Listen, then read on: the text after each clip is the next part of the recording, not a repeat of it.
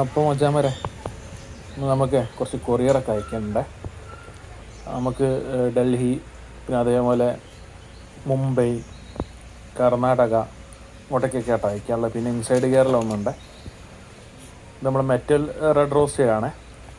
നമ്മളെ ഇവന്മാരൊക്കെ പാക്ക് ചെയ്യുന്നത് 312 കവറിലാട്ടോ. 312 കവറിൽ നമ്മൾ റബ്ബർ ബാൻഡോട് തന്നെ എയർ ടൈറ്റ് ആക്കിയിട്ട് നമ്മൾ വിടുക ചെയ്യാറ്. അതേപോലെ തന്നെ നമ്മൾ ന്യൂസ് പേപ്പർ എടുത്തിട്ട് ജസ്റ്റ് ഒന്ന് റാപ്പ് ചെയ്ത് നനച്ചിട്ട് പിന്നെ വേറൊരു കവറിലിട്ടിട്ടാണ് അയക്കാറ്. ഇത് HB റെഡ് റോസ് ആണ്. നമ്മൾ ആ വീഡിയോയിൽ ഇട്ടിരുന്നല്ലോ, സെയിലുണ്ടായിരുന്നു. അപ്പോൾ നമുക്ക് കുറച്ച് എൻക്വയറിയും കാര്യങ്ങളൊക്കെ വന്ന്, അപ്പോൾ അത് ഏകദേശം ഇനി ഒരു 5 പേരും കൂടി നമുക്ക് ബാക്കി സ്റ്റോക്കുള്ളൂ. ഇങ്ങനെയാണ് ഇപ്പോൾ നമ്മൾ പാക്ക് ചെയ്തിട്ട് ബോക്സിലേക്ക് വെക്കുന്നതിന് മുന്നേ ആക്കുന്നത്.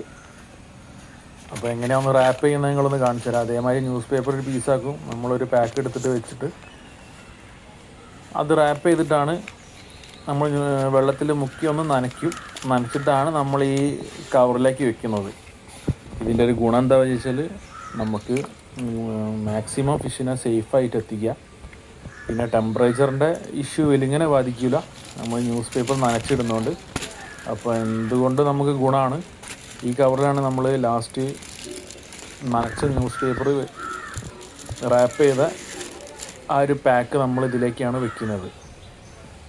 അപ്പോൾ ഇതൊക്കെ നമുക്ക് ഇന്ന് കിട്ടിയ ഓർഡർ. ഇനി ഓർഡേഴ്സ് ഉണ്ടായിരുന്നു, അപ്പോൾ നമുക്ക് പാക്ക് ചെയ്യാനുള്ള ബുദ്ധിമുട്ടുകൊണ്ട് നമ്മൾ നാളത്തേക്ക് മാറ്റി വെച്ചതാണ്. പിന്നെ നമുക്ക് കുറച്ച് ഫ്രൈസൊക്കെ ഇറങ്ങിയിട്ടുണ്ട് കേട്ടോ. അത്യാവശ്യം കുഴപ്പമില്ലാത്ത ഫ്രൈസും കാര്യങ്ങളൊക്കെ ഇറങ്ങിയിട്ടുണ്ട്. ഇത് നമ്മളെ ഹാഫ് മൂൺ ഡ്രാഗനാണേ. ഹാഫ് മൂൺ ഡ്രാഗൻ്റെ മക്കളാണ് കേട്ടോ. അത്യാവശ്യം ക്വാണ്ടിറ്റി നമുക്ക് കിട്ടിയിട്ടുണ്ട്. പിന്നെ ഇത് നമ്മളെ യെല്ലോ പിങ്കു. ഇതൊക്കെ നമുക്ക് പുറത്ത് ഔട്ട്ഡോർ ബ്രീഡ് ചെയ്യുന്നതിൻ്റെ ഗുണമാണ് കേട്ടോ. പിന്നെ അത് നമ്മളെ മെറ്റൽ യെല്ലോ. ഇത് ചില്ലി മൊസൈക്ക് നമുക്ക് ഒരൊറ്റ ബാച്ച് കിട്ടിയതാട്ടോ. അത് ഒരൊറ്റ ബാച്ചിൻ്റെ മക്കളാണ്. നമ്മളെങ്ങനെയാണ് ബ്രീഡിങ്ങിന് വെക്കുന്നത് കാണിച്ചു തരാം. ഇതേപോലത്തെ പാത്രം വട്ടത്തിലുള്ള ഈ ഒരു നെറ്റ് എടുത്തിട്ടാണ് നമ്മൾ ബ്രീഡിങ് കേജായിട്ട് ഉപയോഗിക്കുന്നത്.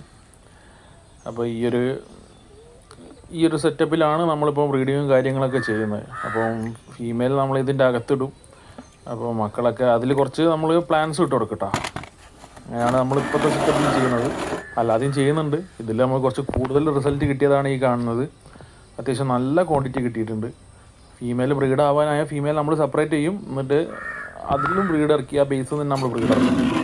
അപ്പോൾ ഇതൊക്കെയാണ് നമ്മൾ ഇന്നത്തെ വിശേഷം. ഓക്കെ.